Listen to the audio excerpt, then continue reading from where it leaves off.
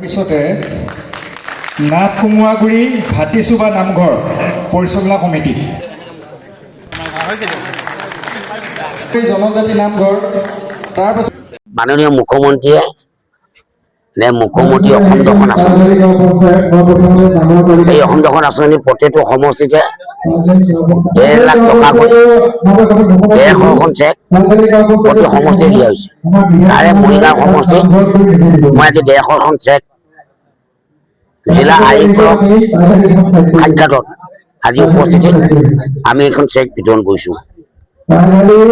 অসমীয়া সনাতন ধৰ্ম মানুহখিনি এনে জৰাজীৰ্ণ অৱস্থা হৈ গৈছে যে সনাতন ধৰ্ম অস্তিত্ব ৰক্ষা কৰিবৰ কাৰণে নামঘৰ মণিকূটবিলাক জৰাজীৰ্ণ অৱস্থা হৈ গৈছে। সেইটো জীয়াই ৰাখিবৰ কাৰণে সনাতন ধৰ্মটো জীয়াই ৰাখিবৰ কাৰণে মাননীয় মুখ্যমন্ত্ৰী মহোদয় এই অসম দৰ্শন আঁচনি এটা প্ৰস্তুত কৰি এই নামঘৰসমূহক 1.5 লাখ টকা চেক দিয়া হৈছে। পঞ্চায়ত নিৰ্বাচনৰ আগে আগে প্ৰতিটো সমষ্টি 200খনকৈ আমি 1.5 লাখ টকা চেক বিতৰণ কৰিছোঁ।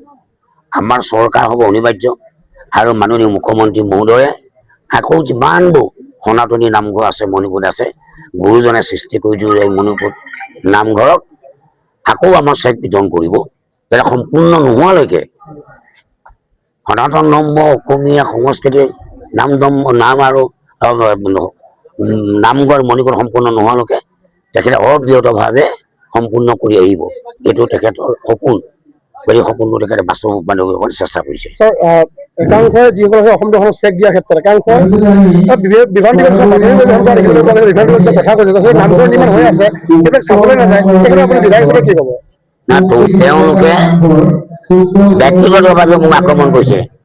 আজি চেক 1.5 লাখ টকা, এই 1.5 লাখ টকা সম্পূৰ্ণ নামঘৰ নহয়।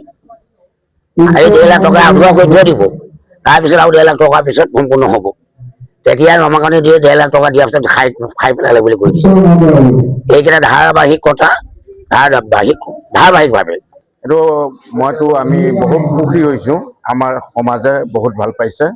কাৰণ হিমন্ত বিশ্ব শৰ্মাদেৱে আজি আমাৰ যিটো জৰাজীৰ্ণ অৱস্থা যিটো মণিকূট এই মণিকূটটো আজি এই 1.5 লাখ টকাৰ জৰিয়তে কিছু হ'লেও আমি মণিকূটটো ৰিপেয়াৰিং কৰি অকণমান মেৰামতি কৰি আমি আগবঢ়াই নিব পাৰিম।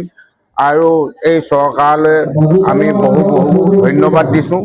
আগন্তুক দিনলৈ এই চৰকাৰৰ জৰিয়তে যাতে আমি আধৰুৱা কামখিনি সমাপন কৰিব পাৰোঁ তাৰ কাৰণে হিমন্ত বিশ্ব শৰ্মাকো আমি বহুত ধন্যবাদ দিছোঁ।